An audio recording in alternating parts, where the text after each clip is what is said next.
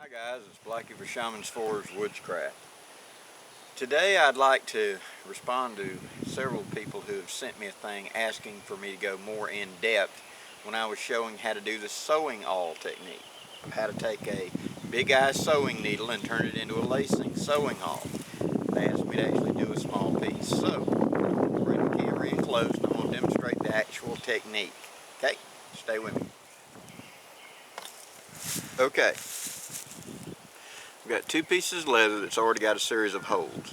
I have my sewing awl made up, my needle stuck into it, and my piece of thread that I figured out will at least go double or triple the length that I actually need. Okay? Now when you're going to do it like this, do not start at the very first hole. Back up 2 or 3 holes. That will lock the end and keep it from unfraying easily. Okay? And let me get a little closer and I'll show you how I'm actually going to sew it. Now I've taken my thread, I double it in half to make sure I've got myself plenty of running area. And one of the subscribers asked, why did I say tie a knot only in one end? It's so I can distinguish between the two threads. One of the threads is going to be my lacing and one is going to be my running. The lacing is going to be the one that I'm going to keep my thumb holding, so it's got the knot in the end. Okay? Now, I've got my preset holes. I'm going to start in like 3 holes back, and I'm going to go through, and I'm going to pull the thread through that is not got the knot in it. That's going to stay pinned by my thumb. Okay? Now I'm going to come out. I'm going to go to the next 2 holes going toward the front end, come through, and since my thumb is holding this thread, I can tell when I pull that I'm pulling the other thread. Okay? I go through the loop, pull it back. Now, I kind of give myself a little bit of slack right here and let the thing scoot down. And then I grab the actual thread and pull it tight to lock it into that notch. Okay? Then I do my next one. Using my thumb to hold that piece, I thread it through, pull, and I pull out the one does not have the knot in it. You can feel it because I feel the one with starting to move. Okay. And I'll go through that loop, pull it back through, grab the thread, pull it tight, nice and tight. Now I start going in the correct direction.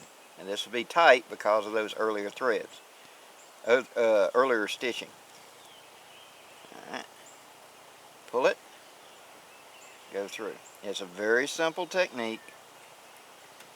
Pull out, grab a hold of the thread itself. If you don't grab a hold of the thread, you end up pulling the needle out real easy.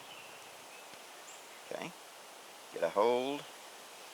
Make sure I'm not twisting the lace up. Go through.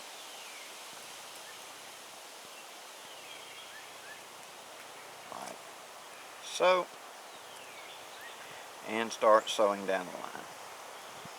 These first 3 are going to be kind of tough because I'm going through holes that's already got lacing in it. Now it speeds up because now I'm going into ones that don't have. All I got to do is just jiggle and line up my hole, go through it, pull slack, and keep going. Someone said, could you go ahead and put a needle on this running end? Absolutely. It may help you, may make it speedy, but I just find pulling the big loop is better. Usually when I'm doing this type of stitching, and I intend to be doing this type of stitching, I just go ahead and get me a 2 needles and do a saddle stitch rather than do this. But this is for the down and dirty repair in the field type deal, where you're just going to very quickly lace up a pack strap or something like that, a belt that's come loose, a top of a boot that's pulled free, something like that.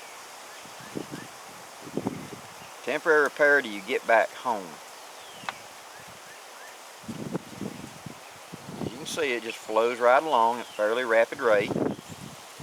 Now, if your end starts to get a little frayed, take it and twist it between your fingers so it goes back together. You may have to wet your fingers to get it to do that, depending on the thread you're using. Each time, grab it and pull it real tight. You see how on both sides, let me get it up here where you can see it clearly. You see how now on both sides it's pulling it into the leather and locking it. Okay? Now I'm getting to where I'm about to stop. So I'm going to go all the way to the end and I'm going to come back. So, pinning the knot end, I go through the hole, line up on the other side, go through, pull slack,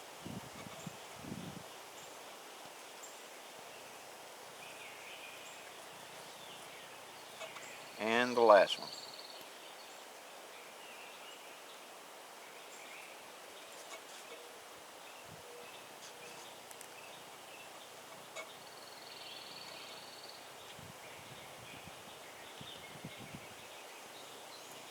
It's kind of tough to do when you got a bunch of gnats in your eye. They're real bad this year down here in my beloved South. And you're trying to get it all straight. Uh-oh, what have I done here? I see. Pulled out, but there we go. Pull that thread back up tight. There. Now go back. Now now that I've got back here to where I'm going to stop, I'm going to reverse direction and go over where I've already been. Pull that loop up like that. Go through. Pull out the needle. And that's it. Now everything's nice and tight. That's where I'm going to stop it. And here's where I'm going to cut it off.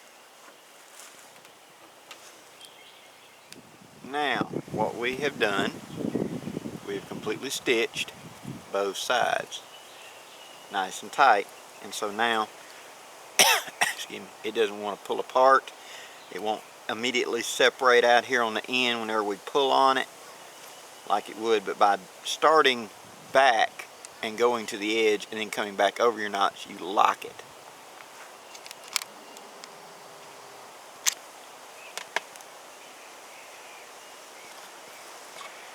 This little trick of starting a couple of holes in from the end, going back over yourself, interlocks the stitches and keeps it from unraveling on the end. When you get to the other end, you just double back upon yourself. If this is going to be a severe load bearer, like a belt that's got to hold a lot of weight or some sort of strapping, you'd want to just go the full length back and forth. So I would start at one end, go all the way to the end, and then come all the way back, and then go back 3 or 4 notches down to cut it off. That would give it the maximum locking ability. Hope this helps, guys. Please leave any questions or comments in the box below. I'm Blackie for Shaman's Forge Woodcraft. Wishing you safe journeys. Have a great day, guys.